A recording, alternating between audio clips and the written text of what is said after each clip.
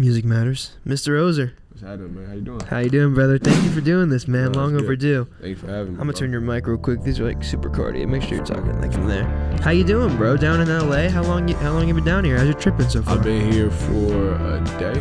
Nice. A day. Actually, not even for a day. I got here late last night though, but it's cool though. Got some tacos on a late night. You feel me? Nice. You feel me? But it's cool. Just chilling. I had to like work my 9 to 5 and shit today. So like that shit was whatever. Do you work remote? I work remote. Yeah. Gotcha. Yeah. How is that, bro? Balancing, like I guess that's a cool place to start. Just where your head's at right now. Yeah. How has that been, like balancing kind of like a 9 to 5 job, even having cool remote work like that where you can do it from wherever? Yeah. Has that been a challenge for you, trying to balance that with the music world that I'm sure is increasingly busy for you? Not really. Not too much, you feel me? Because I work in sales, so it's like with sales, like you sort of do what you need to do and you get out, you feel me? So I was always a top rep too, so like I hit my numbers early, and I sort of just make my own schedule, after that. But you feel me? Now maybe a little bit because I got more responsibility, but it's been cool though. I appreciate it because like it keeps me comfortable, feel me, give me the extra income and everything like that. Yeah. But it's not the end goal. I was just telling Mario that, you feel me, it's not the end goal. You feel me? So it's cool, but I try not to get too comfortable, still try to keep my foot on the pedal as much as I can. Yeah. I totally feel that, man. It's all a balance for sure. For sure. I think when I quit my job, I definitely I committed to the idea where I was like, all right, money's going to be tight for a bit, but I think it's going to be tight for the right reason because I'm going to have more time to work on this. But it's all a balance, Definitely. There's certainly other ways to look at it. Like I remember, dude, there was this one. So like I've been doing this since I was 16. When I was in high school, there was one point where I quit my job while I was in high school, and I was like, I'm just like, and I've had like bills to pay since high school, but I quit my job and I was like, I'm just going to try to DoorDash and make this work. Yeah. And I remember so distinctly the feeling of trying to pursue your art and not having any financial freedom at all. Yeah. It fucking blows, dude. It's hard, bro. I remember it was it was a time when I think it was 2021, maybe early 2022, and I quit my job. I'm like, all right, I'm gonna go pursue the music shit, and gas prices was going up. Everything was increasing. I remember talking to one of my best friends on the phone, and we was both doing DoorDash and Instacart and shit. And we was just both sort of going through it, And I think what really fucked with me is I would be delivering to these high rise apartments and everything, to these rich ass people. You feel me? And it would fuck with me. I'm like, damn, what am I doing in my life? Yeah. But now obviously I'm in a lot better position. But yeah, it fucks with you when you're in that position. You really gotta survive. You gotta figure out ways to get it as much as you can. Yeah, dude. And I think it's really, really difficult to be creative when you're in that space. Yeah. It's two different sensations, right? It's being creativity out of choice and then being creativity out of necessity. Yeah. And I think there's pros and cons that come with both. For sure. I think to a degree, there is something to be said about working with your back against the wall when you have no other choice. But a lot of the times, I think art is one of the very specific cases where I don't always think that's productive. I actually feel more often than not, you need freedom of mind. You need peace of mind and you have to be able to focus on the art and not be tripping about everything else, Yeah, because I feel at some point you're going to start making it you're going to start only making the art for the money, you feel me? Yeah. And it's not going to be true to who you are, you feel me? You probably going to start listening to feedback from other people, and it's not going to be pure, You could even hear that with music nowadays too, you feel me? You look at some of the biggest artists that started out, you feel me? And when they did it for themselves, you could hear it, and now it's real, just microwave music, Yeah. And it changes a lot. And I think a lot of people will write that off as a byproduct of label influences, and I think there's some truth to that for sure. But I think a lot of the times also artists just get in this space where because think about it, right? I was this is interesting. I was reading the stat page that Roster put out, which is a really cool music industry resource thing, and they tracked the average. So I think it was 10 people were nominated for Best New Artist this year, and they tracked how long they've been releasing music, and the average time was 7 years. So all that to say, I think when a lot of these artists get to the place where they're I'm finally at this place where like, I'm a globally known artist. Like, I'm a globally known sensation.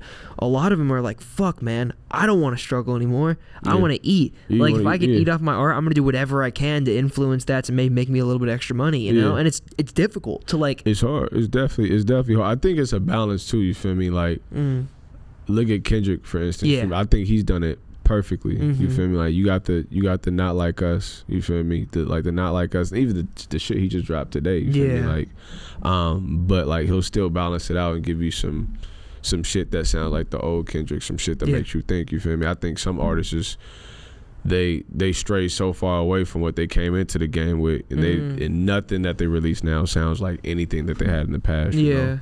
But yeah, I think it's all about balance. But I get it though. You feel me? You get to a point, it's like, all right, I worked so hard to get here. I don't want to go back. I'm gonna do whatever I got to do to stay at this point in my life. And it's so fickle, right? I mean, like, attention is such a resource. Like, it's such a fickle thing. I mean, I know you know that you've been doing this for like how long? Like over 10 years?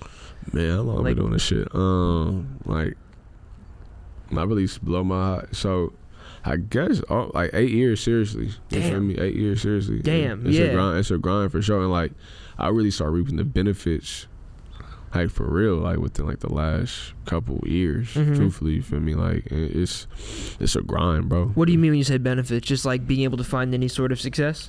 Yeah, like find success, actually like get money from it. You feel me? Like get decent money from it. Like, you feel me? Like I signed my first deal last year. You feel me? And so like like signing my deal and then like being able to like build out relationships with producers and shit. Like now I got like a lot of underground producers know who I am now. So when I reach out, you feel me, I could get a beat off the love, you feel me, because they know they're gonna make it back on the back end. You feel me? So like before it wasn't like that at all. Yeah, it's bro. like, you know, but yeah, it's a grind for sure. It takes a lot. I've seen so many artists come and go that start and then it gets hard and they just stop. Yeah. You know? And it's like, you don't even know how close you are to your goal, so why stop? You know, you put this much time in already. I'm reading The Alchemist right now, which is a Brazilian book. I got that book. Yeah, it's a good book. It's an amazing book. It's a great book, one of my favorites. But I'm like about done with it. But there was a point where they were, I think it was the jeweler character was talking about how sometimes when you're like chasing your personal legend, it can be comparable to like mining for diamonds, right? And you can be mining and just hitting rock and hitting rock and hitting rock, and 1 second you could just stop, but you could just hit it 3 more times, 4 more times, and you find the diamond. Everything could change, and that I think there's a lot of truth to that with musicianship or chasing artistic goals in general, because it's like, dude, in the social media age and the internet age, one thing can happen, like literally one thing, and everything is different. You could wake up tomorrow, you could wake up tomorrow and one song could have gone one way, or the right person could have heard it, and everything is different, you know? So I think that's a really important thing to remind yourself as an independent artist or entrepreneur. I think it's just that like it could be tomorrow. It could be like that's even for Drive Slow. It's crazy. Drive Slow doesn't have more numbers than 5 to 10. Drive Slow is used by the NFL on TikTok. That's crazy. And I woke up and like it was just doing numbers, and like, you didn't know why at first? No, we didn't know why. Like, the fuck is it going so crazy? And then my manager hit me like, Brett, look at this. It was a picture of Odell. It was a video of Odell warming up. And then they used it another time with Joe Burrow. You feel me? Yeah. And I'm like, damn, that's crazy. And all my partners were sending it to me like, Brett, like, NFL use your shit. It's crazy. That they didn't tell you ahead of time? No, bro. That's like, because it was on TikTok. You know, it's a commercial free game. song. Yeah, so you feel me? So you just use it, and I'm like, wow, that's crazy. You feel me? Even with 5 to 10, like I hit up Tut. Just like randomly, was like, hey, bro, like how much you want? And like I didn't expect that song to be as big as it is now. You feel me? Like, it's just anything could change. Like you don't know. You feel me? You like, never know. You never know what people are gonna like. You know? So just fucking keep going. Was that one like a slow burn, 5 to 10 when you put it out? Like, was it, because interestingly off the 2 EPs this year, I was curious, was that the one you expected to go? Because there's some other tracks on there that I think, like, if you asked me like which one do I think would be the most popular, I think there's some others for sure, but I think 5 to 10 that has it, to me it's just the hook, bro. It's just 5 so to 10 catchy. I was trying to turn 10 to dub. Nah, I didn't think, I was nervous about 5 to 10. Truthfully, really? I was really nervous because it was like the first time I was like sort of like playing with my voice in that fashion. Like I sort of put like this southern twang on it. And I was like, I don't know. So when I was sending people music for the tape, I wouldn't send them 5 to 10 because I was hella nervous. Yeah. And then when I released it, like everybody was hitting me like, I'm trying to turn 5 to 10. You know what I mean? So I didn't expect it. Did you just think of that phrase one day, or is that something people say? I'd never heard that before. But you know what's so? 10 the dub. I was in the room, and at this point in time in my career, I was trying to make demos at the crib, you feel me? And I was trying to sort of get away from writing and start going to just sort of like feeling it out, you feel me? Like freestyling more? Or just like punching in a bit? I guess in a way. I wouldn't even say freestyling. I would like, cause before my process, like, I hear a beat, I get my phone, I write, you feel me? Mm-hmm. So I changed it to where like, I hear a beat, I'm gonna just turn my phone on, you feel me? I'm gonna just mumble some shit, whatever sound good, I'm gonna just build off of that, you feel me? So the melodies will come before the lyrics. Yeah, exactly. Melodies will come before the lyrics, you know. And so the beat had to do with multiplication. It had to do with multiplication, you feel me? And so my favorite artist is Nip, you feel me? Like, how can I say double up without saying double up? Double up is like my favorite song. Yeah.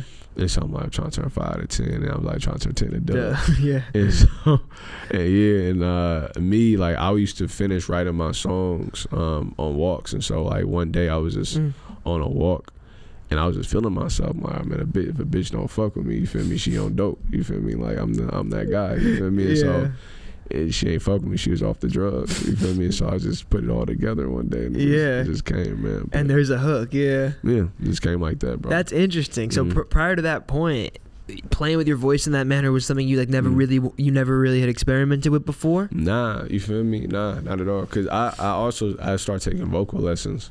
Cool. And so she had got me to like really play, like do different things with my voice I hadn't really thought to do before, you know. But I hadn't really done that before, you know. And now you listen to my music, you can hear I don't sound the way I talk at all. Well, I guess my newer shit, you feel me? Like I still got a little bit of that southern twang on it, you know. So but I'm glad it came together, you know. It's a blessing. But shout out to Tut too, like he a real stand up dude. You know, he definitely didn't have to do it. He definitely didn't have to work with me, you feel me? But like he fucked with me, man, a long way. So shout out to him. What a cool like idea to go and get vocal lessons. Even as somebody who's not necessarily like, because you're obviously a rapper first before a singer. Were you getting vocal lessons for like inflections in rapping, or was it like for singing? It was for singing, bro. Cool. What made you want to do that? Because I dropped Paradise. And I couldn't sing the song live because I can't sing. Oh, gotcha. And so, like, shout out to my engineer, Flo. You feel me? Made it sound good. And, Flo's a Barry legend, man. He's done all kinds of records. That's my guy, bro. And so, like, I was like, all right, I can't sing it. Like, let me try to take lessons to learn how to sing. That's cool. And, like, it helped. It definitely helped me, but, like, I wasn't. Because after I made Paradise, I started going the direction of, like, making, like, poppy shit. But it didn't resonate with me. I just didn't feel it. And so I'm like, nah, like I'm gonna go back to because people had kept reposting Blow My High. Mind you, Blow My High like 7 years old. And so I was like, bro, like I should just go back to making the shit that people know me for, like similar shit, right? And so I stopped taking the lessons, you feel me? But I still use some of the techniques that she taught me to like warm up my vocals and just like play with my voice and everything like that. But I took it because I did want to start singing live, you feel me? That's why I did them originally. Damn, bro, that's a respectful thing. That's really, really cool. Cause to be this far into your career and always just trying to learn and refine and stuff, dude, I feel like when people do this long enough, they start to think they know shit, and I think that is like the enemy of progress. I think as soon as you think you know everything, you're dead, or as soon as you think that you have nothing to learn, like it's over for you. Like, you're never gonna progress. I think like remaining a student, no matter how long you do this, is so important. So to go do something like that, like vocal lessons, I think there's some artists who might think or might have a bit too much ego to be that far into their career and go do something like that. Or like, I don't need that. I've been doing this for years and years and years. But to realize that your weaknesses and your strength, I think, is so key, and it's so self-aware and so conscious. You just can't you have to do it to progress, I think. No, that's real though. You feel me? I think I pride myself in trying to learn like all the time. Like I always say I'm a student of the game. You feel me? Like I try not to get complacent. You feel me? You should, for me personally, like I always try to grow, whether that be trying to like, it's crazy, I downloaded this fucking like this facts app on my phone just to get random facts just so I can learn something new every day. Nice. But yeah, bro, like I'm big on just like gaining knowledge and just trying to learn, you feel me, and always trying to like challenge and push myself, you know, because it was a point where I was just like, I get bored very easily. And so like it was a point where I felt like my music wasn't exciting me. When was that? I want to say after I dropped, maybe even after I dropped Paradise. You feel me? I was just in a weird space, bro. Cause like I was writing to all these like YouTube beats and everything. And it just wasn't. I was writing YouTube beats, and then like I was trying to like I felt like again what we talked about earlier. I felt like I was making music for the money as opposed to the passion, you know. Yeah.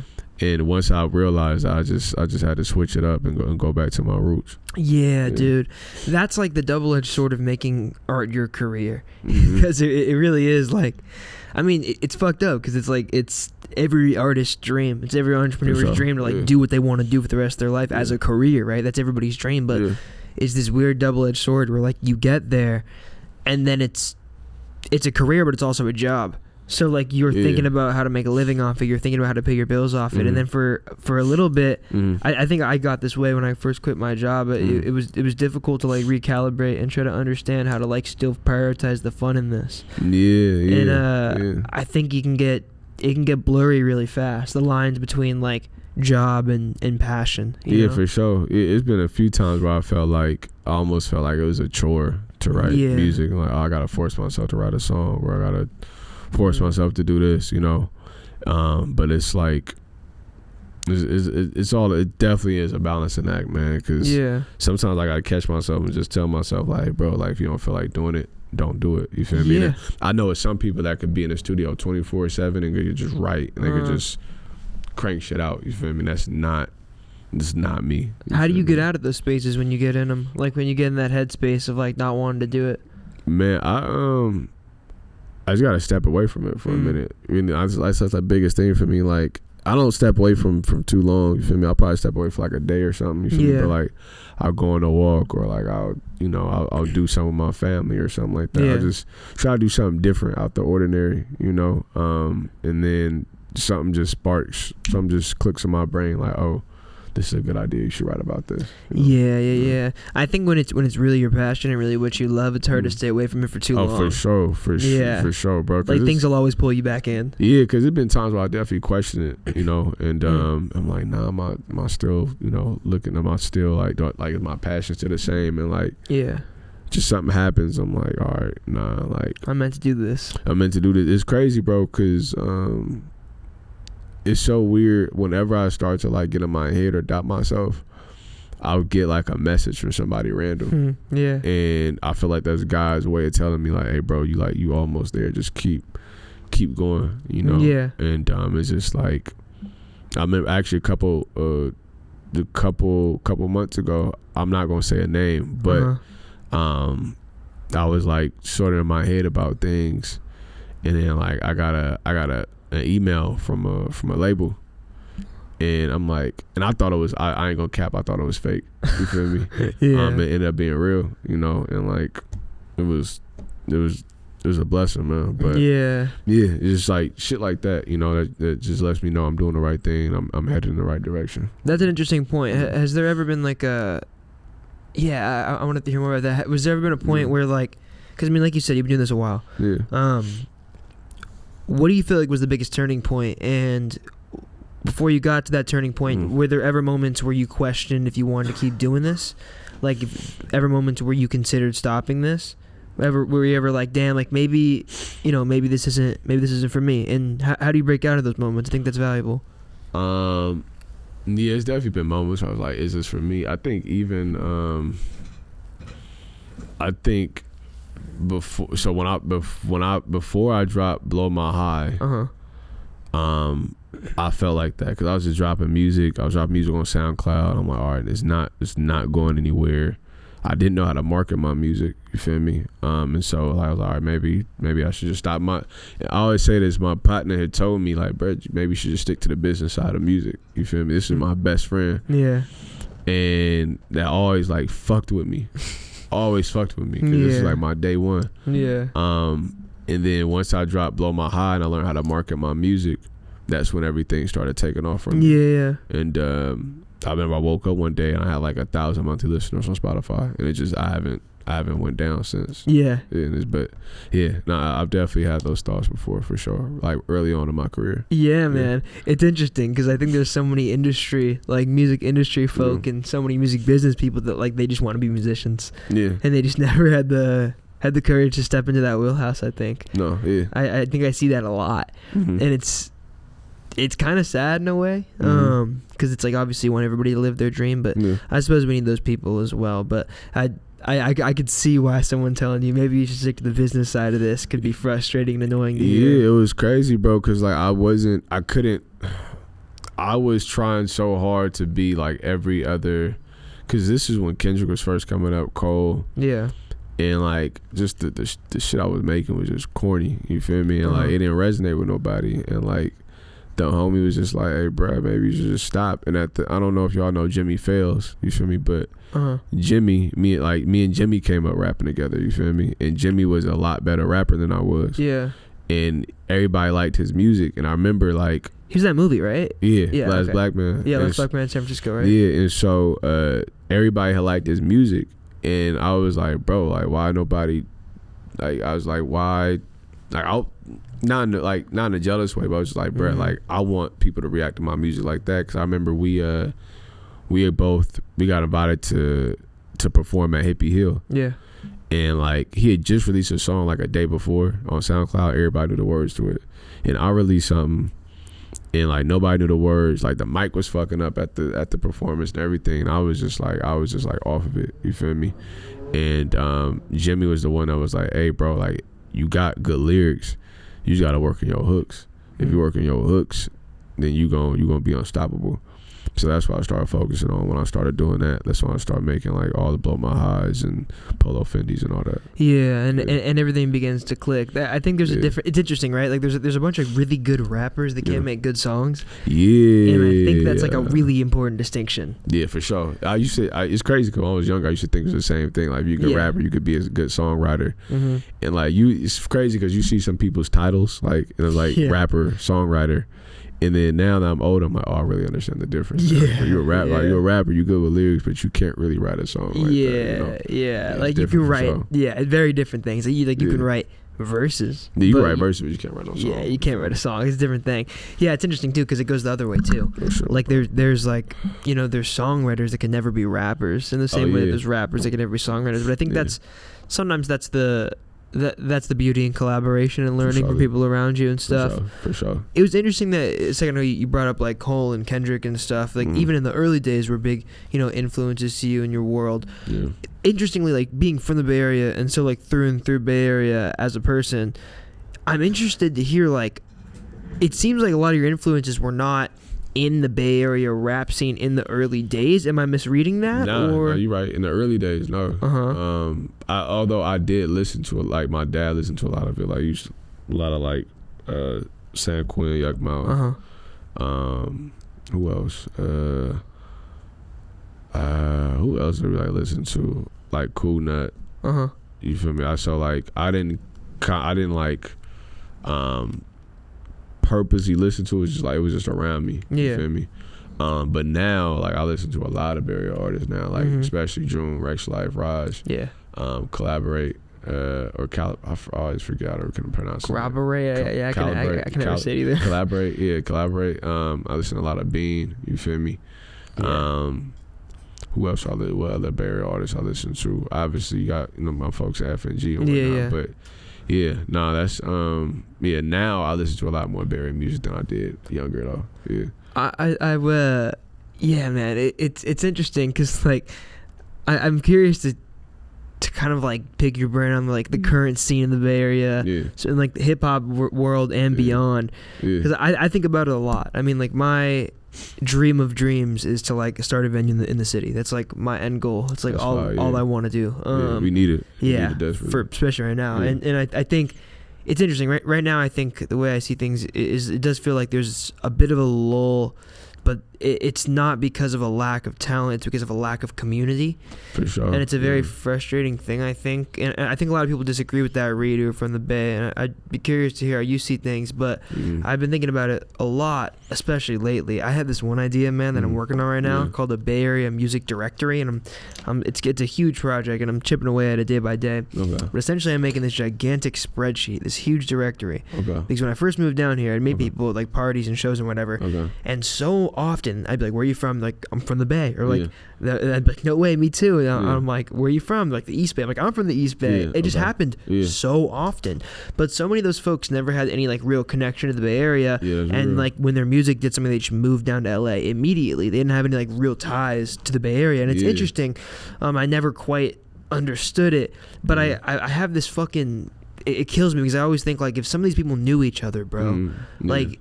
they would be unstoppable. It'd be like the biggest music scene in the world. I just don't think there's like the resources right there right now to like maintain a lot of artists staying. But I'm curious how you think of that, being from San Francisco and being around Bay Area music your whole life. How has it changed, and how have you kind of watched it change over the years, and when do you think it's kind of been at the height in your lifetime, and where do you think it is right now? Sorry, it's like 10 questions in one. Good. Honestly, I feel like it's at the height right now, for being honest. Like, there's so many mainstream Bay Area artists, you feel me, that's getting love. So the hype for sure, right? Like right now for sure.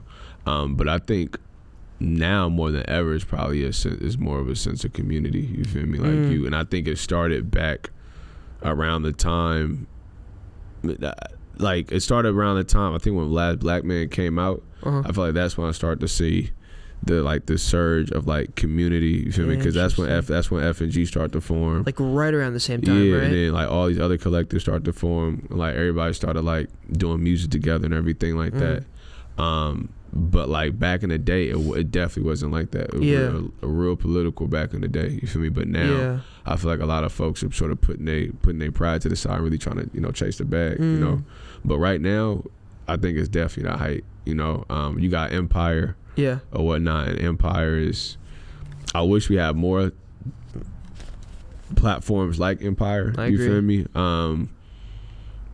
But like Empire is the only thing we have. We don't really have that many resources outside of that. Like I think it's a community in the sense of like people are like helping each other, but like if you're looking at like a company that could really help and push the narrative, is really only Empire, you feel me? And at the end of the day, that's a business, so like it's a label. I mean, so it's a label, you feel me? So there's certain artists they're looking for a certain sound, you feel me? Like they do things by the book, and unfortunately that's why a lot of people end up moving to LA, because there's so many more resources and so many more opportunities out here, right? But it's nobody. In San Francisco, you can't just come across like an open mic. You feel me? Or like totally. Or like just like a, I don't know, just a random producer. Like my homegirl was saying, she was in a Pilates class with Jordan Ward's producer. That's crazy. You feel me? Like it's crazy. You feel me? But like it's just.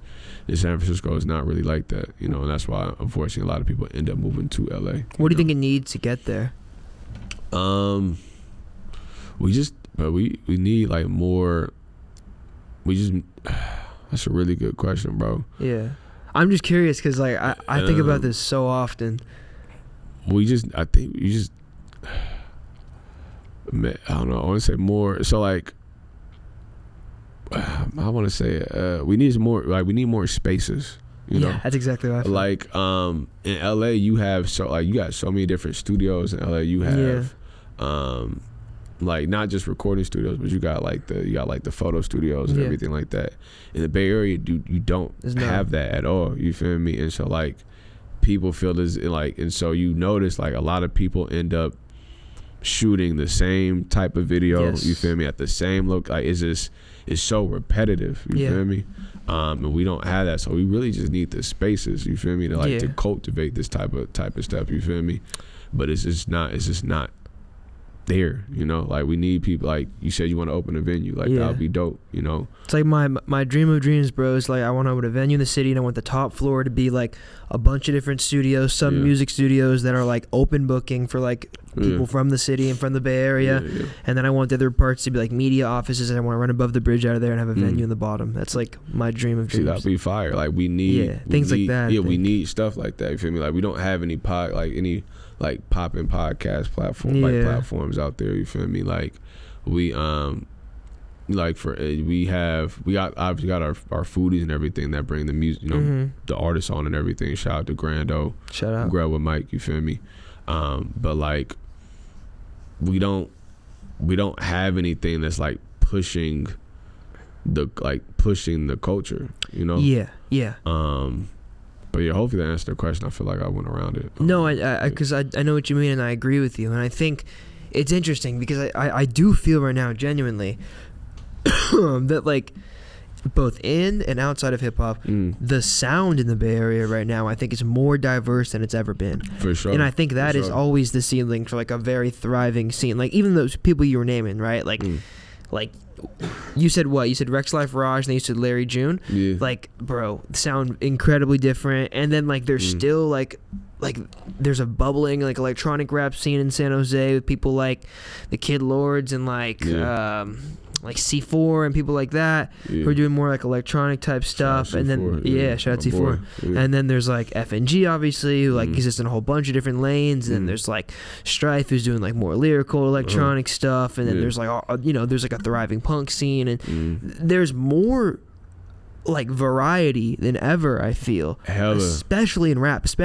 And that's why I fucking hate Thizzler so much, bro, because they just peddle the same bullshit over and over and over again. But it's like, man, I feel like there's more variety than ever. I agree with you with the spaces and stuff. It's just like people need a place to find the community. Yeah, like we need a place to find it. You feel me? And to your point on Thizzler, and I'm not gonna throw shade on Thizzler. Yeah, because they have shown me love a couple of times. You feel me? But I feel like they don't show love to enough different. Yeah, they don't show love enough to like the alternative artists. You feel me? 100%. And that's where it gets sort of like messy. You know, I could go on Thizzler. Yeah, and I could probably,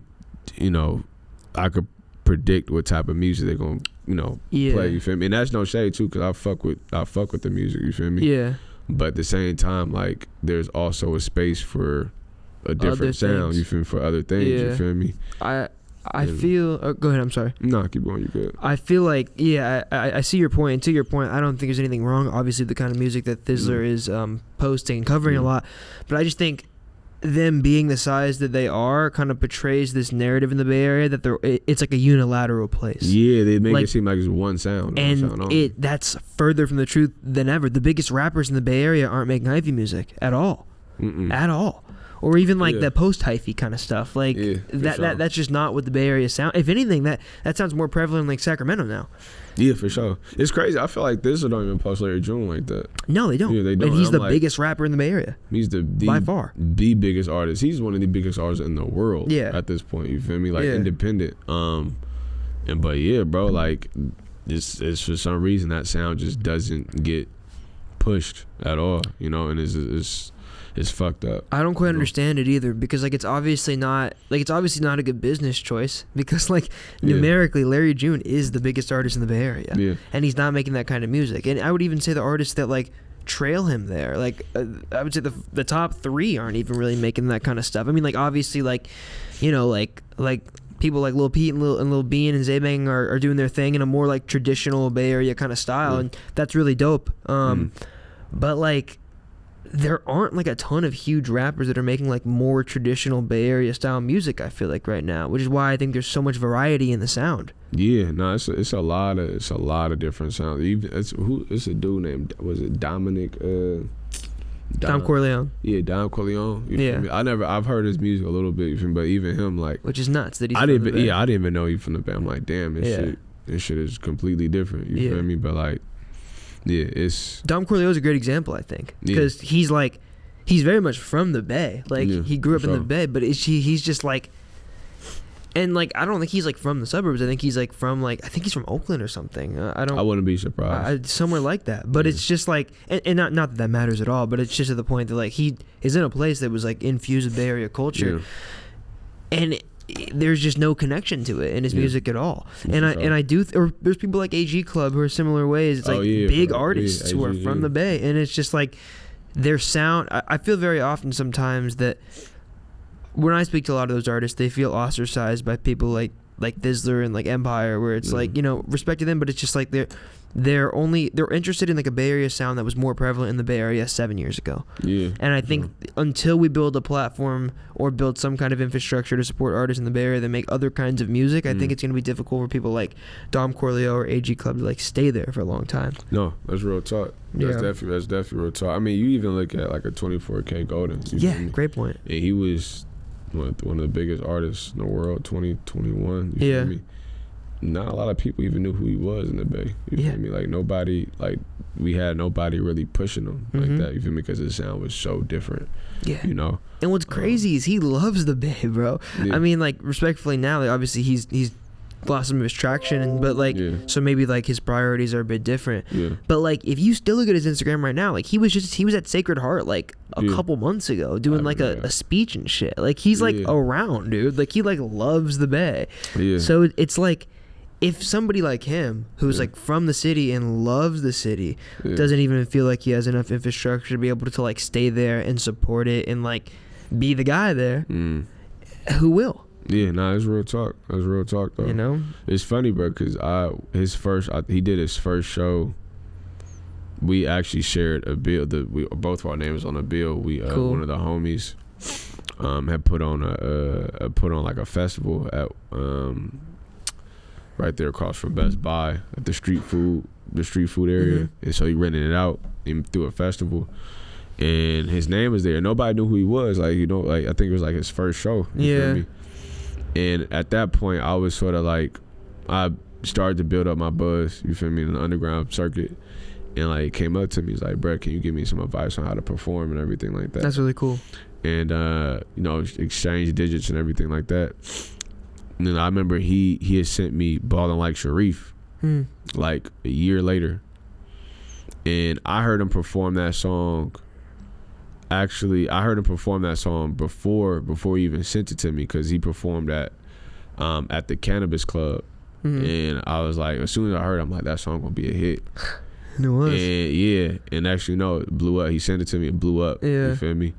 And like, I was like, damn, like it's crazy how quick that shit could change. You feel me? Like it's just wild though. But shout out to 24K though. Yeah, shout out. Yeah, it's so interesting to think about like the what if. I mean, all those artists we just named, like if they were all still in the Bay. Yeah. You know, like there's so many examples of this, bro. And it's just like, but I mean, these are the questions that plague me every single day, and it's like my biggest goal to figure out how to build like a community space in the Bay Area that hopefully bridges some of those gaps. But anyway, speaking on that and talking about like you kind of coming up in the Bay Area and those early days of music and stuff, did you find most of your traction in the early days, and I guess just even more modernly, was a lot of it Bay Area based stuff, or were you getting more love from like people on the internet and other places? Like where did you first kind of begin to see an uptick, and how did that feel like, and how did you learn to capitalize off it? It was LA.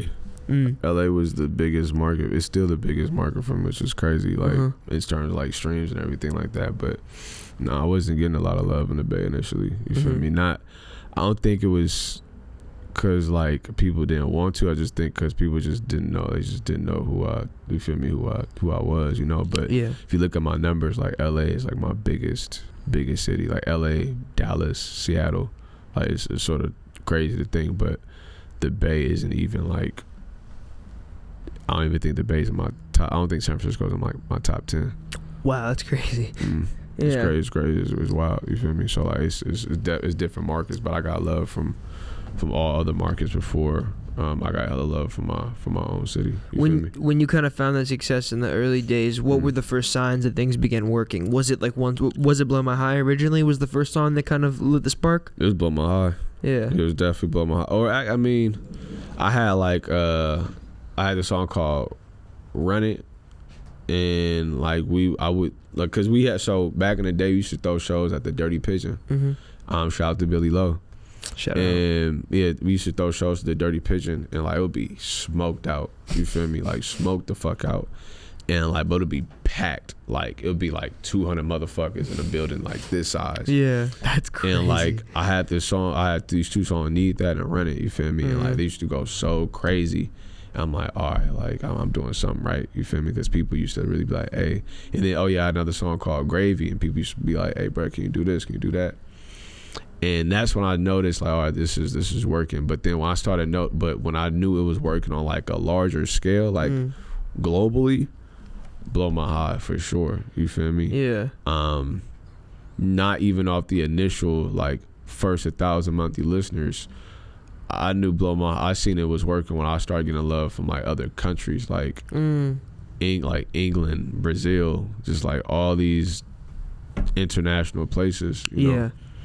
And but it was crazy though, man. Even with Polo Fendi, one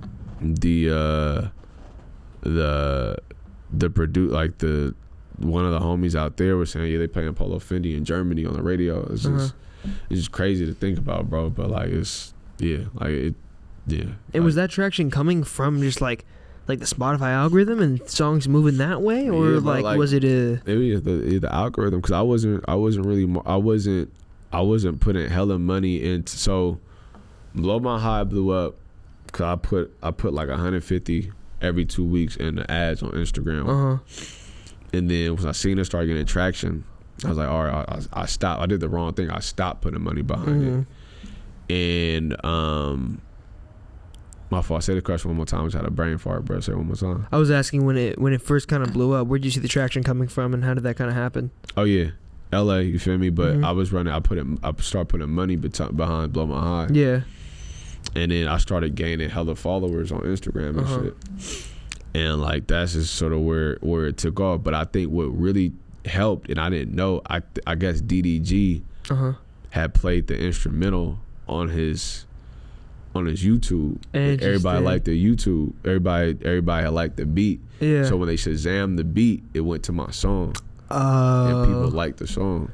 Gotcha. I found that out. You feel me? But yeah. Damn. Yeah, that's a really cool like backdoor way to get in. Yeah, it was just crazy, bro. I didn't even think about it. It was wild, bro. I didn't know until like people would comment like, I'm here because I seen the DDG video. And you're like, I love what? this song. I'm like, what the fuck you talking about? But yeah. And it's interesting that it all came from LA in the early days too. Like I wonder, maybe because your sound is not. Like, I guess it's like definitely like pretty West Coast LA type of stuff, but it certainly has like, I would say, more lyricism than that. And I think you have some tracks that don't really exist in that box. But yeah, for sure. Do you like it down here a lot? Like, would you ever want to come down and stay, you think, or you think you want to stay in the Bay long term? I love LA, man. I love LA. Yeah, I ask my girl all the time if she would want to move down here. You feel me? But yeah, I love LA. It's just hella spread out. That's the only thing. It takes so long to get anywhere. You really gotta plan your day. Yeah, man. To get around. But yeah, I love LA, man, for sure. I think it's a lot of opportunity. Like I said, a lot of resources, a lot of different spaces you could, do things. But yeah, I would definitely consider moving down here. Yeah.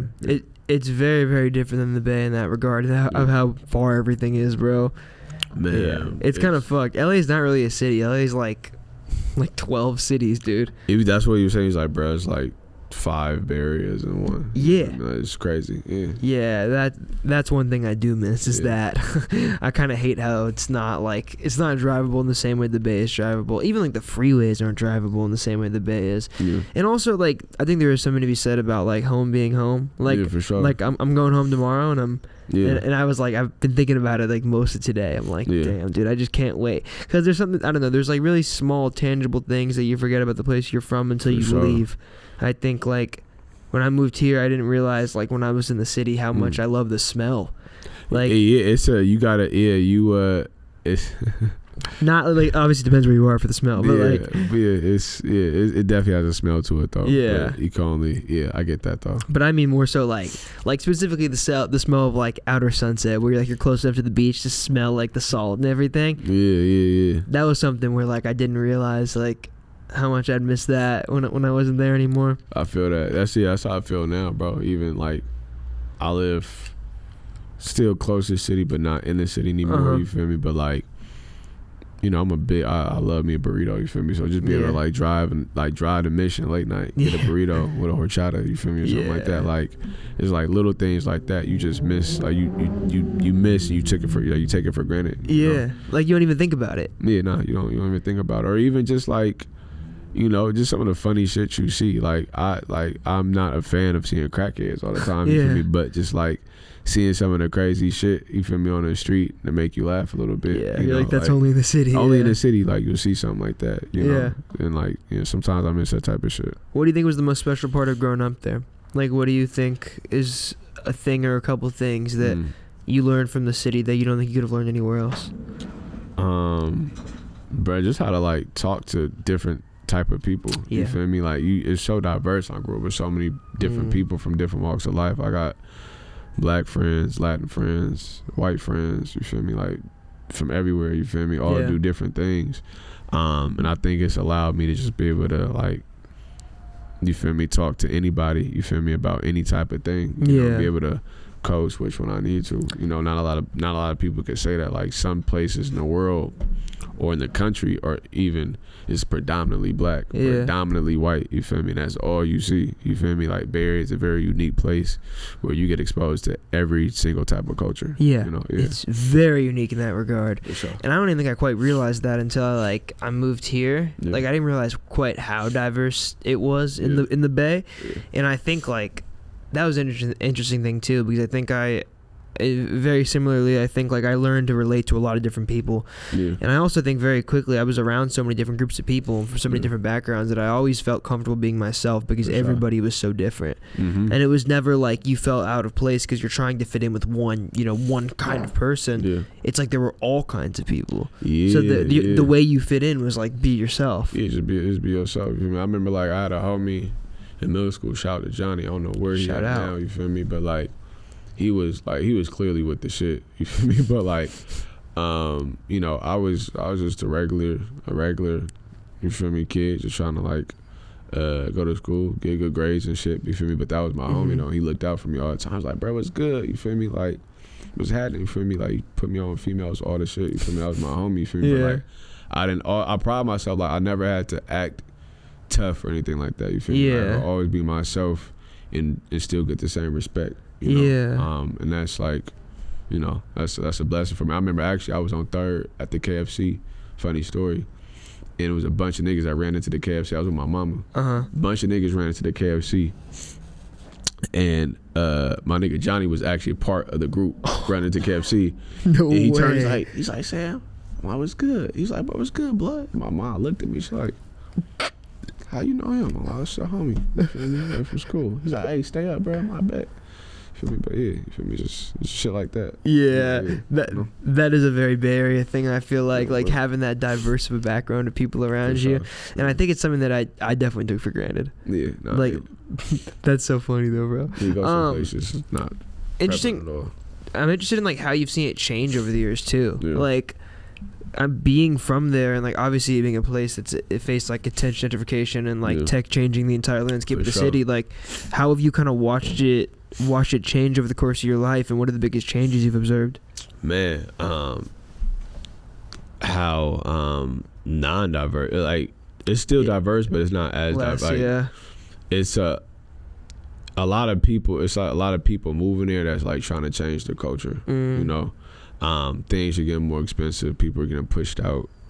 You know, you got like places that, like, important places that used to be around aren't there anymore. You know, there's little shit like that. You know, like some of the way people react. You know, to certain things. Like, some people act as if like they too good to interact with some folks. You know, and like, you know, you from San Francisco, you interact with just about, if you're not a weirdo, you feel me, from San Francisco, you interact with just about everybody. You know, and like, you always show love. It's so small. And I just noticed like hella people coming from like the Midwest, and I ain't gonna,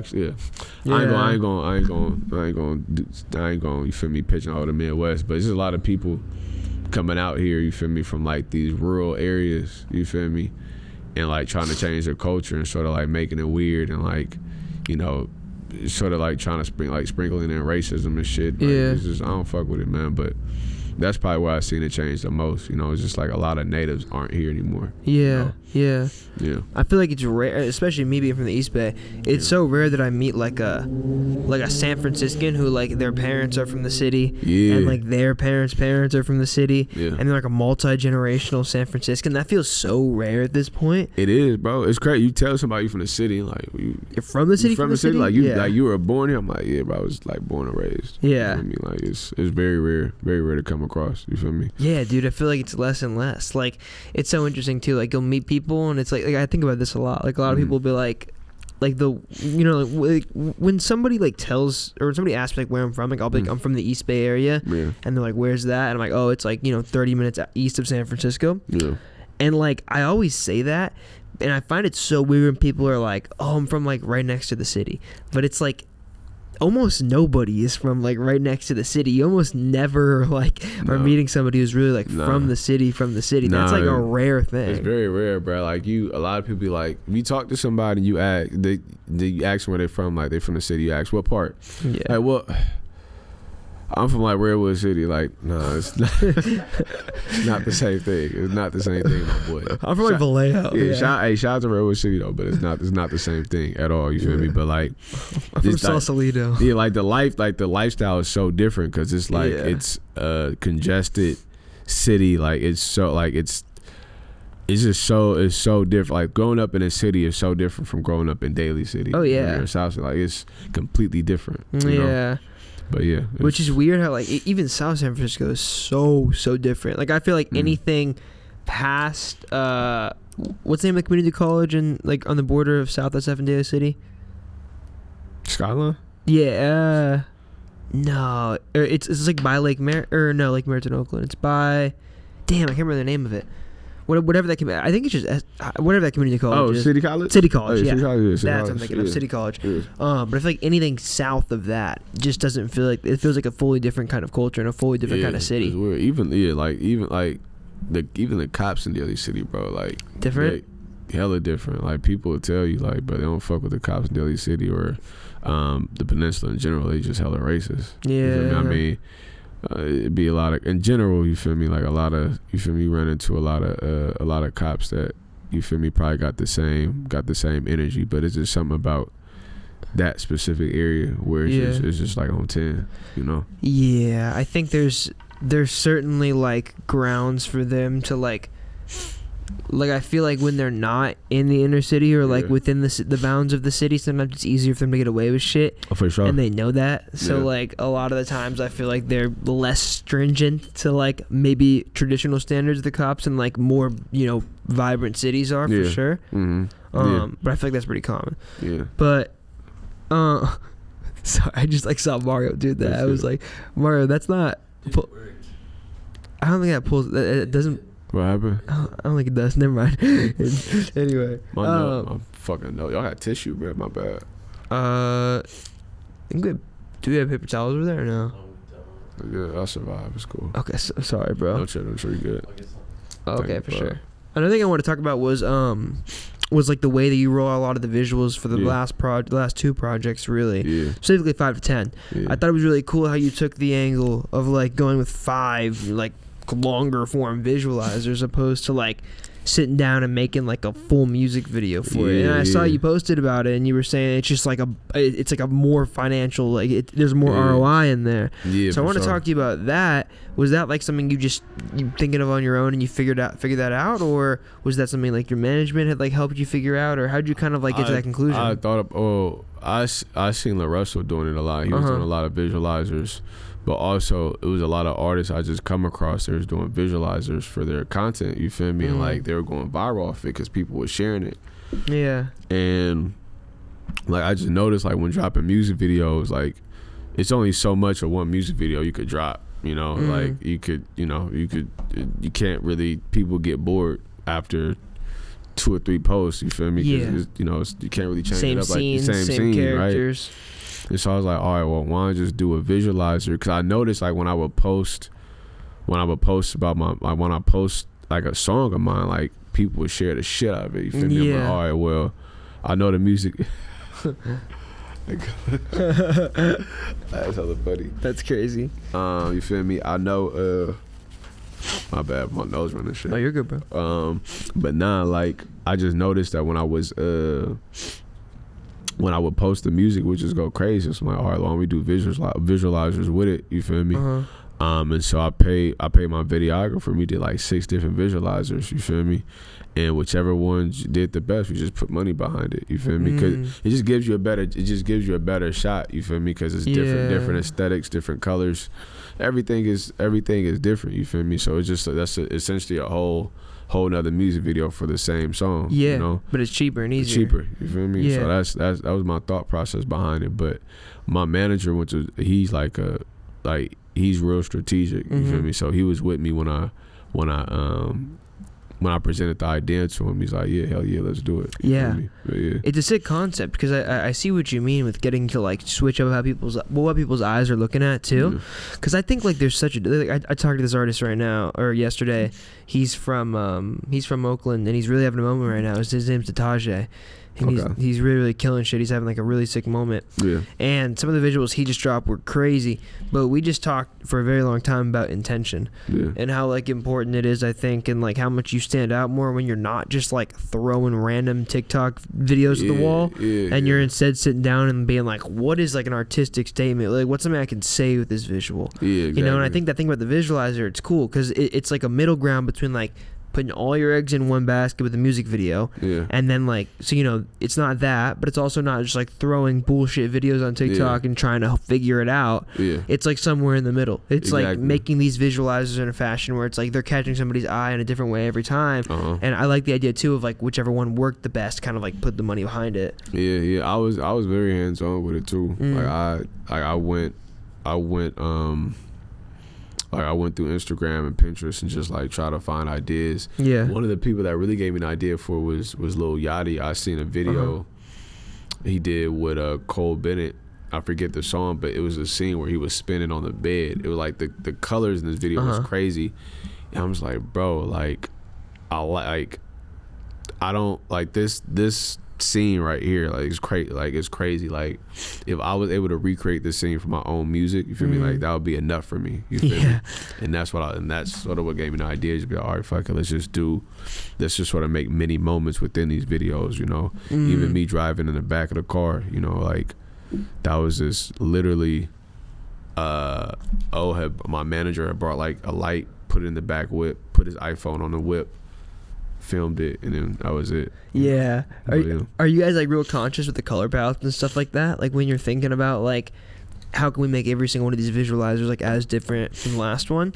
Are you thinking about like how different the colors are and how different the scenes are and stuff? Or is it just kind of the concept? More the concept. Gotcha. Yeah, more the concept. You feel me? Like I was thinking of the concept. I don't really trip off the colors like that. And if the colors end up popping or changing, then so be it. But not too much. Yeah. Are you usually this hands on with your visuals? For sure. You've always been like this? Yeah. Nice. Very hands on. What kind of like inspires you visually? Is it different than what inspires you musically? Like what kind of things do you think you're drawn to in terms of like visual storytelling? Man, I like my bad shit. Hey, can we pause real quick? Yeah. Hold on, fucking nose running like you're crazy. Good, bro. Okay, cool. What were we talking about again? It was talking about visualizers and my hands on. Oh yeah. Oh yeah. Okay, I'm trying to remember the last question I asked. I think it was just. Oh yeah. Are you like usually that hands on with your visuals, or is this kind of the first time you began doing that? And I'm very. Oh, and I remember I was asking too, like what kind of visually inspires you, and how is that different than what musically inspires you? It's not live yet. Is it? Is it live already? Oh no, yeah, we are. Okay, oh shit, I'm tripping. I was gonna go live with my phone. Oh, you're good, bro. All right, yeah. What? Honestly, bro, anything. I really draw inspiration from just about anything. It could be a movie, music videos, Pinterest. I went through this. Pinterest is actually becoming one of my favorite apps. Yeah. And so sometimes I'll search like cinematic shots, or cinematic photo shoots, and I'll just get an idea from that. Like I got an idea from one of the visualizers for 5 to 10. Me in a distance, you feel me, when I'm standing up, like I got that idea from Pinterest, you feel me? Yeah.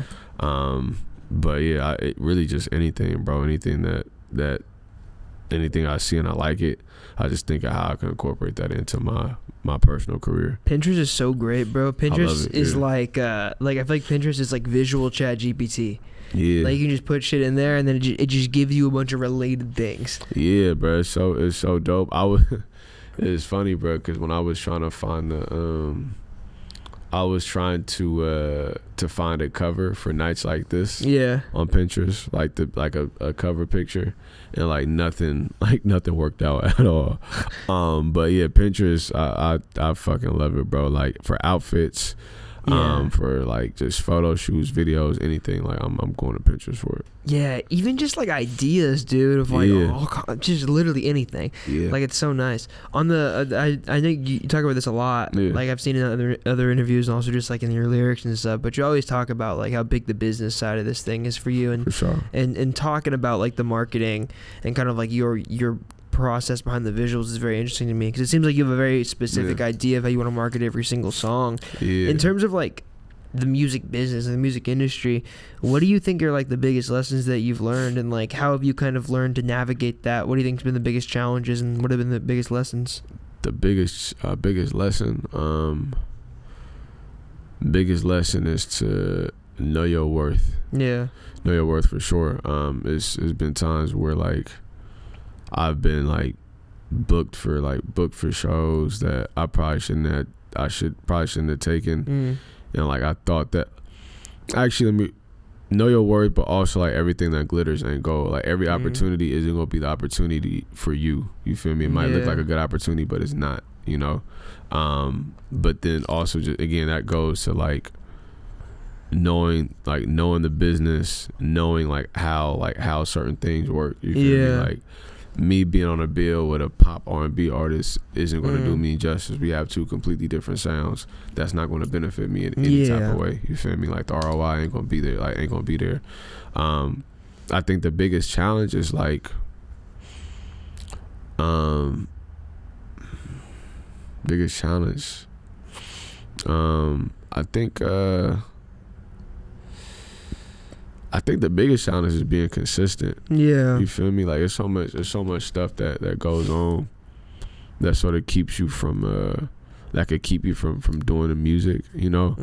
And like you have, at the end of the day though, you have a fan base that you have to feed, and they look at you for music on a regular basis. It's like, again, it's a business. It's like In and Out, you feel me? Like In and Out, they're expected to be open 7 days a week, you feel me? Provide you, regardless of what the hell's going on. Yeah. If I pull up to In and Out, I expect a burger. You feel me? Regardless of what's going on in that CEO's life, I expect a burger. You feel me? A double animal style. Yeah. And so like it's the same thing with music. You know, it's like it's very hard to be consistent. Like people pull up to your page for a certain sound or a certain feeling. You feel me? And sometimes like that may not be the feeling or the sound you want to go for, you feel me? Or you just don't have the energy to make any music, you know? And if you don't, then you probably could lose fans, you could lose business, you know? It's like an unrealistic expectation to have for a human being. Like we almost like place these expectations on musicians as if they're not human beings. It's kind of like your parents, like you know how you look at your parents like they're superheroes, like they're invincible. That's how I feel like people think about their favorite artists. No, real talk though. Like it's sort of crazy. Like you ever come across an artist and be like, damn, y'all do that? You feel me? Like you gotta like you be using the bathroom, bro. It's sort of crazy. You feel me? Like it's a normal thing to do. You feel me? But I think we forget that any celebrity is just they're human. They're human at the end of the day, and they go through things just like we do. You feel me? But I think you hit the nail right on the head though. It's so different too. Like the more you get into the music industry, and the more you're like around this stuff, and how normalized it begins to feel, and like how different that is when you're not in it on a day-to-day basis. Like I remember like the first year I did this, how strange it would sometimes feel to just like be around just musicians and shit, like regardless of their size or what they did or whatever. And now living here, it's it's like it's weird to not be around musicians because it's just like it's the only people I'm around ever. Yeah. So it's like, I mean, there's some beauty in that, but it is strange, and I think the outsider perspective is so different than the insider perspective. And once you're within it, you realize like there's nothing special about these people. No, like, it's the same thing, bro. Human beings. You know? I be thinking that I'm like, damn, like I got, you feel me? I got like some numbers on my phone I never expected to have. I'm like, damn, this is a normal ass person. Like we should be chopping it up just for about anything. You feel me? Like, you know, but it's just all normal people. You feel me? Even like myself, like I would get messages like, bro, I'm like, and I'll respond. I'm like, oh my God, you respond? I'm like, bro, like I'm just a person. I'm just a normal dude. Yeah. I'm just a normal dude sitting on the couch chilling. I might be playing some Madden or something. You feel me? Just cooling. You feel me? Checking my DMs. Check out my DMs. You feel me? But I actually got another response to your question because you asked about the biggest challenge. I think for me personally, it's like overcoming fear of failure. That's the biggest challenge. Oh wow. Yeah. Because mine too. It's like because you have this lens on you, and again it goes back to think people think you're supposed to be perfect. You feel me? And because of that, you expect yourself to be perfect and everything to go good. And for me personally, like I think it was a point in time where I didn't want to do certain things, or I didn't want to make certain posts because I was like, all right, well, what if it don't get the engagement, or what if people don't show up? And like it was all because like I feared to fail. You feel me? And like that's a challenge. Like that's a mental challenge to overcome. You feel me? Because you have it's such a big spotlight on you. You feel me? And like people expect you to, like people hold you to a certain standard. And sometimes like you could feel as if you show people like you're human, like people won't stop fucking with you, you know? Do you feel that more in it? Yeah, dude, that I guess circling back, that is super true. That like it's so weird as a musician when you are just a normal person, but you have to kind of like somebody said this to me the other day. My friend Tim, me and him were on a hike, and we were talking about this, and he said like he struggles with the idea of maintaining an image of untouchability as a musician. Yeah, for sure. Because like in some regard you have to. You do. Like in some regard when you're, on social media and your public persona, you kind of have to at a certain point appear at least that you're doing something that is special. You have to put yourself on a pedestal. But at the same time, it becomes difficult to relate to people when you're doing that. It becomes strange. It's like a weird thing. You like need an image of untouchability, but at the same time, like you're a normal person. You don't want to come across as like a dick. Yeah. That's real. That's definitely real though. You feel me? Because I respond to all my fans. Honestly, you feel me? Like if I haven't responded to you, it's probably just because I'm busy or doing some shit. But like I try to like I take the approach of like, hey, like I want you to know like I'm just a normal ass person. Like I could talk to you. You feel me? You could talk to me about anything. Like it's crazy. A producer hit me the other day, and he said he had sent me some beats. He said, hey, it's been a minute since I sent you some beats. Like here you go. And I said, for sure. Like good looks. How you doing? You feel me? He told me, he said, honestly, I'm not doing the best right now. And like I feel like most people be like, all right, bet, you feel me, get the beats and go. But like I actually like hey bro, I hope you doing good. I hope you like bounce back from whatever you're going through. You feel me? But like I just always try to take that time to really show people like I'm just a normal person. You feel me? And something they do say like exclusivity is like the standard. You feel me? Make people feel as if they can't reach you. But like fuck that. Yeah, I'm like, bro, like I'm just corny. I'm not gonna do all that. You feel me? Like unless I really don't want to talk to you, like I'm just not in the mood. But like I'm not gonna like bypass you just because for my image. You feel me? I can't talk. I'm not gonna do that. I feel like you can like combat that idea by just like literally going the like polar opposite direction and just being like the biggest community builder that you could possibly be. I feel like that's like what's so cool about FNG to me is that like there's just such it's like I always think of it as like that reach across. It's like including that person that somebody else might not necessarily include because of wherever they are, whatever their social standing is or whatever. For whatever reason, it's like there's always a reach across there. And I think that's really cool. You don't know what anybody's going through, bro. And like as an adult, I've really learned that like you don't know what anybody is going through. You feel me? And like sometimes you just the simplest gesture can make somebody's day. You feel me? Yeah. And I always try to keep that. In mind. You know, like for my mom, she got lupus. You feel me? And like people, you can't tell she has lupus by looking at her. You feel me? Like she'd have to tell you that. You feel me? And be some days like she tired. You feel me? Like she ain't got no energy. You feel me?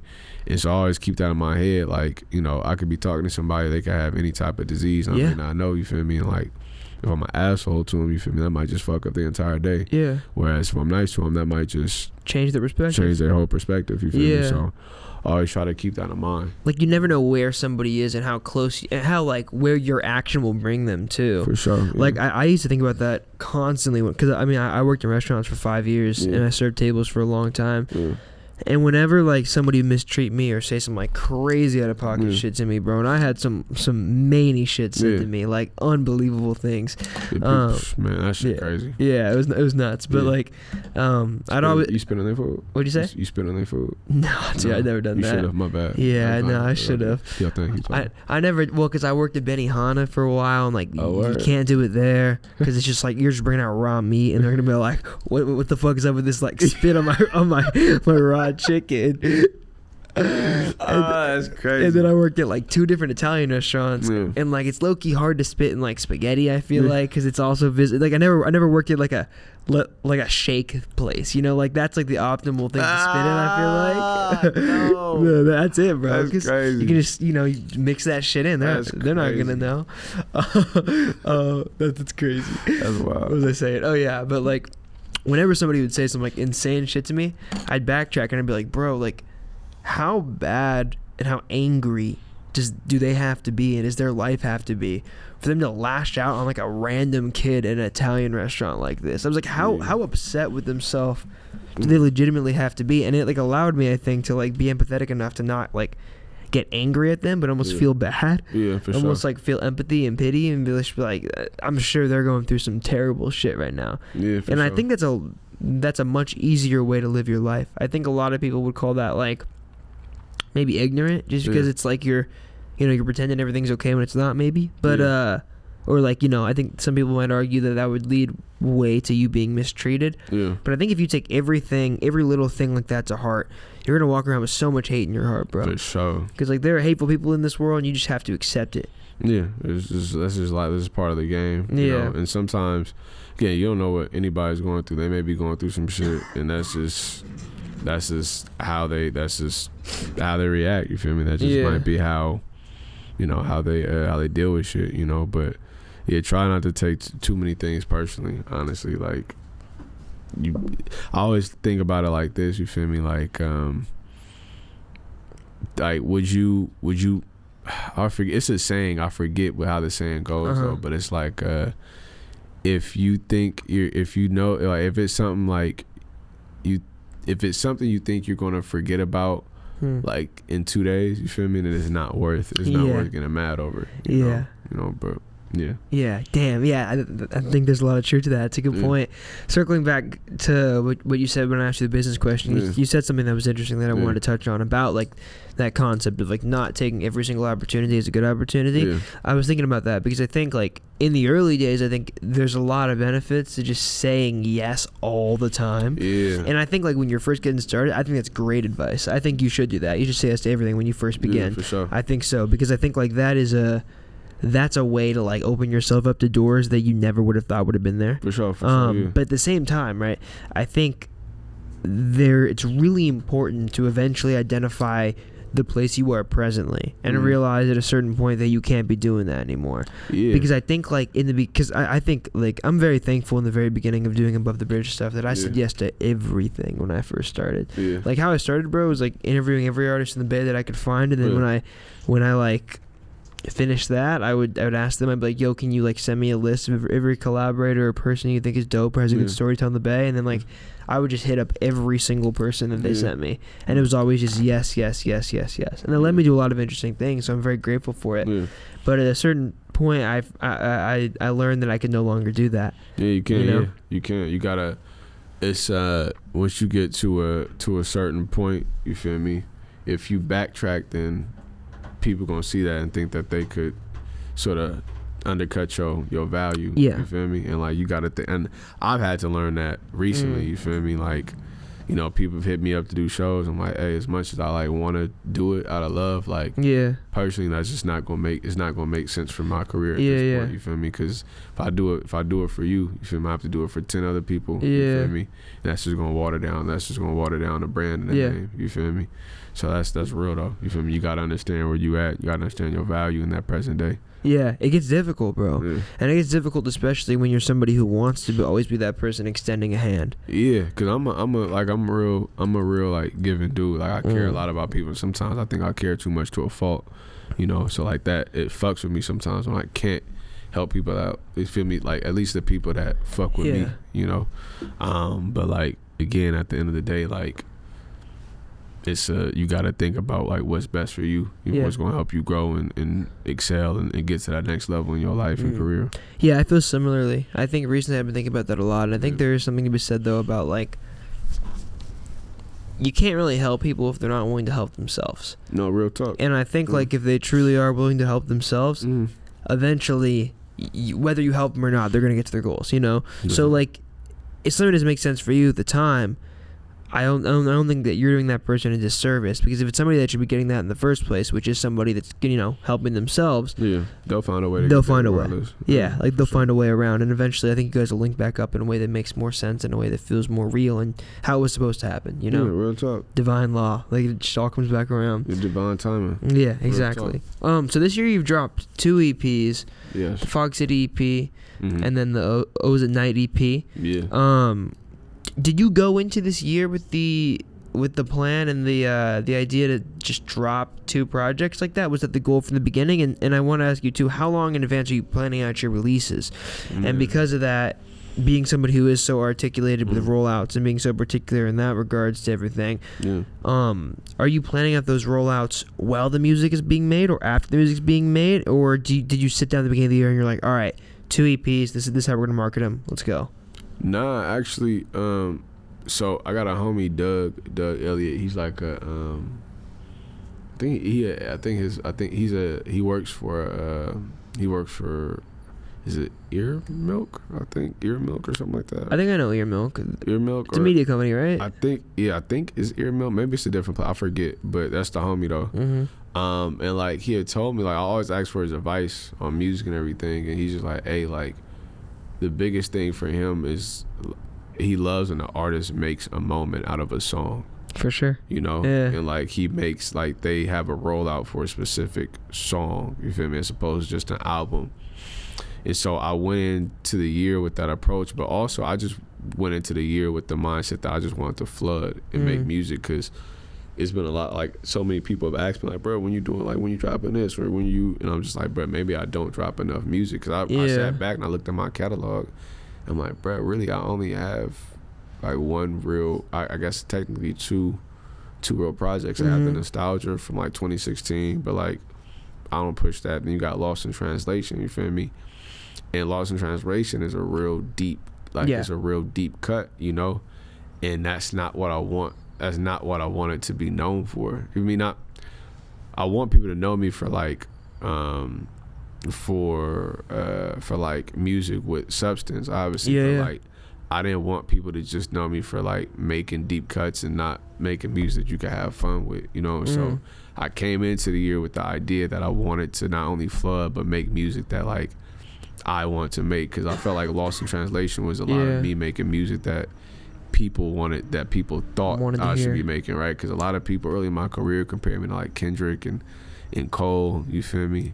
And just because like the substance and the music and what I talked about, and so I sort of stayed in that lane, you feel me? And like I was like, nah, like I want to make something that I want to make people have fun and make people dance.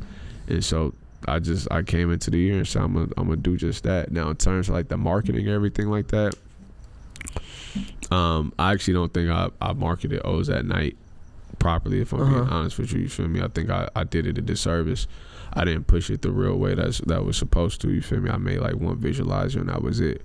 Whereas with Fog City, in my head I knew I wanted visualizers and I knew for which songs, but I didn't have the visualizer ready. You feel me? At least, no, actually take that back. I did have some of the visualizers ready, because I but it was easy because for Drive Slow it was a very easy concept to do. But sometimes I have it ready beforehand, and sometimes like I'll just get an idea as I'm releasing the music, and I'm like, all right, fuck it, let's execute, but I'm real sporadic.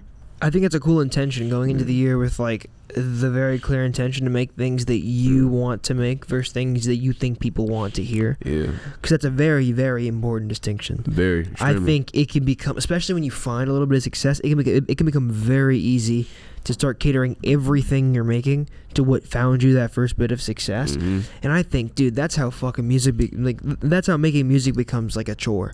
Yeah. When you're making shit and you feel like you're pigeonholed in this box where it's like you're only making the things that you think people want to hear, and you feel like if you go outside of that box, you're not going to have any success anymore.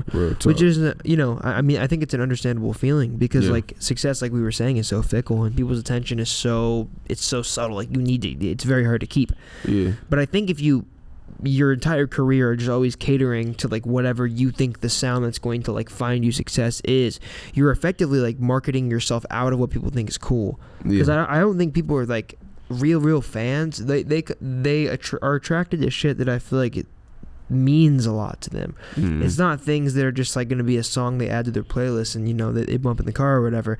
Sure. It's things that are going to stick with them for a long time. It's things that like really mean a lot to them. So I think you're kind of blocking any hopes of like long-term fans out when you're just catering to the moment and not to your longevity. Yeah, exactly. You feel me? Because like it's a moment, it's a wave, and every wave dies down at some moment. You feel me? But like if you look at Currency never rode any type of wave. Like he's made the same style of music like for ever. You feel me? And like I'm sure fans wanted him to make different types of music, whatnot, but he's literally made all his music about the same shit. You feel me?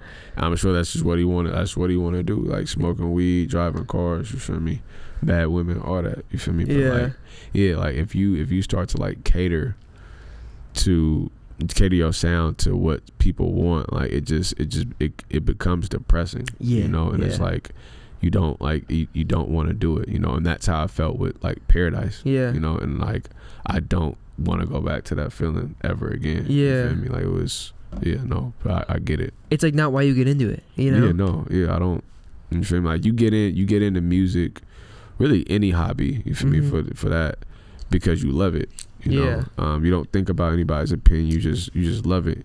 And then when you're exposed to people's opinions, that's when you start to change up, but you really got to go back to when you first got introduced to it, like that first day, that first feeling. You feel me? Yeah, I was just gonna say the word feeling. I think that first feeling is a really, really important thing to hold on to. For sure. It's like I think like when we find something that really sticks with us, all we're ever doing is chasing a feeling. Like all we're ever doing is chasing something that like, damn, like when I do that one thing, like when I make that, I feel like I can do anything. Like I feel invincible. I think the second you stop pursuing that, pursuing that high, pursuing that like electricity, I think you're done. No, yeah, for sure. It's crazy. It might sound, but that's how like addicts are. That's the whole concept of being like an addict. You feel me? Because you get high one time, and then you're chasing that high for the rest of your life. You're trying to get that same high. It's such a crazy concept. Yeah, and it's like chemically you cannot. Yeah. I was telling Mario in the car. I grew up, and it was a couple crack houses on my block. You feel me? And like, it was like so we actually, my family, like we cool, like we cool, but we cool with the folks that was in the in that house. But, it was one in particular, hella cool, but he got a pit bull, and so like his pit bull be getting loose, like randomly, and like it was one time where like I got out my car and my auntie was waiting for me, and I got out my car and like. I just seen a big ass pit bull rushing me, and I had to rush back into my car. My auntie had to close the garage door. You feel me? It was crazy, and like you see the crackhead chasing the dog. You feel me? Like, oh shit, I'm getting her. You feel me? I'm like, fuck, like get your dog, bro. You feel me? But it's crazy though, man. You know, but yeah, I feel that. Living in San Francisco. Yeah, that's life, man. That's how it is.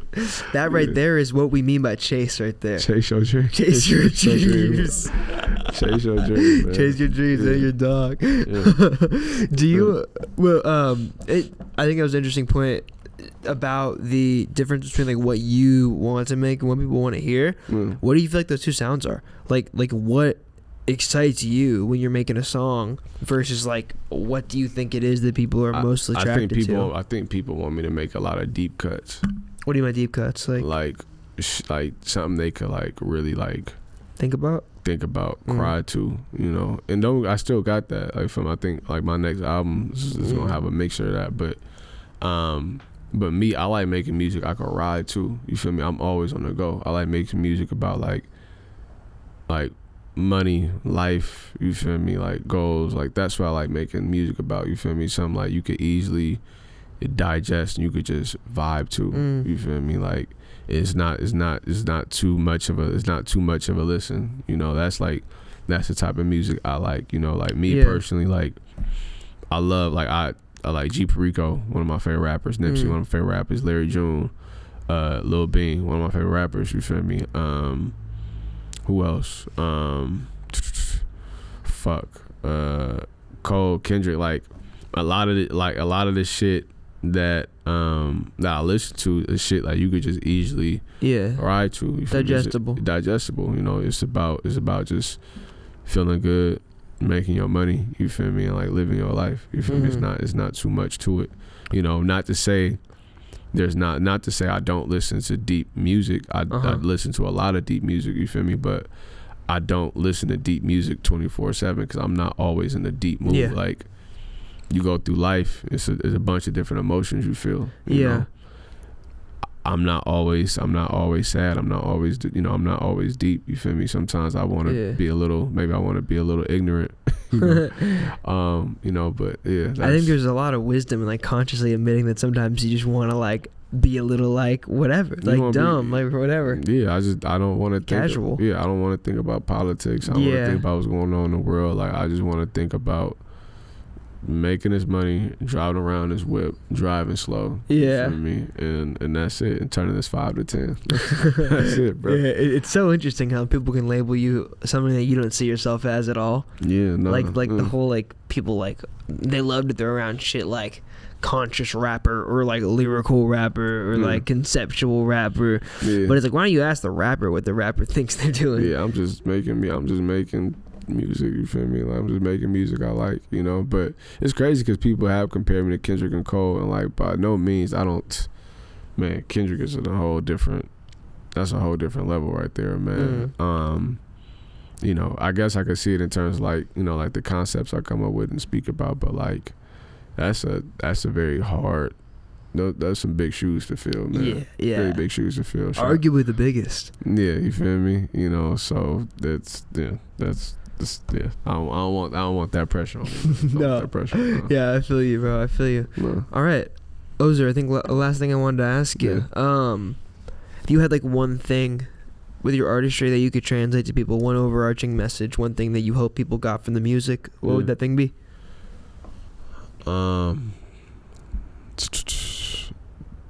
Damn, it's a really good question. Thanks, man. Don't stop. You feel me? Don't stop. Like keep going. You feel me? Like you look at my story. I think it's a story of like prevalence. You feel me? And like not stopping, overcoming every obstacle. You feel me?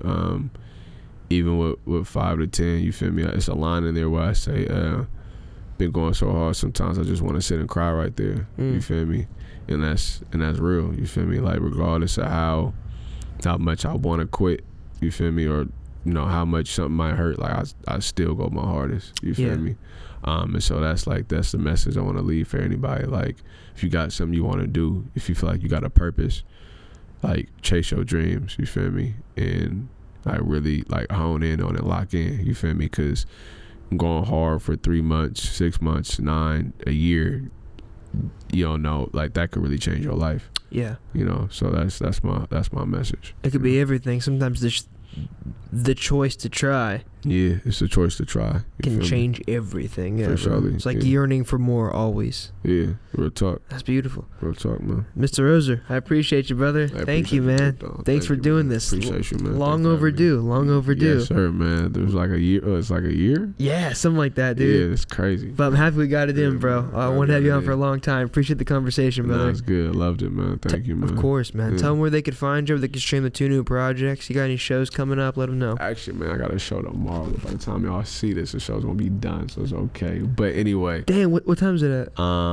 It is at 9:00 at the Social Club. It's pay what you want. You feel me? Damn, I would love to be there, but I'm going back to the Bay tomorrow. No, don't trip, bro. It's good. Damn, you feel me? Yeah. Social Club. If y'all want to listen to the music, man, Ozer, all platforms, Ozer. And then y'all want to follow me, Ozer SF on Instagram, on YouTube, on all social media platforms, Ozer SF, and then music platform. Just type in Ozer, and I'm right there, man. Real shit. Yeah. Thank you, bro. Appreciate you, man. Project dropping by the end of this year too. Hell yeah. Letting y'all know. That's it. Speaking existence. Might be 2. Fuck yeah. Thank you, brother. I appreciate you again. You too, man. Yeah, love. Music matters. Yeah.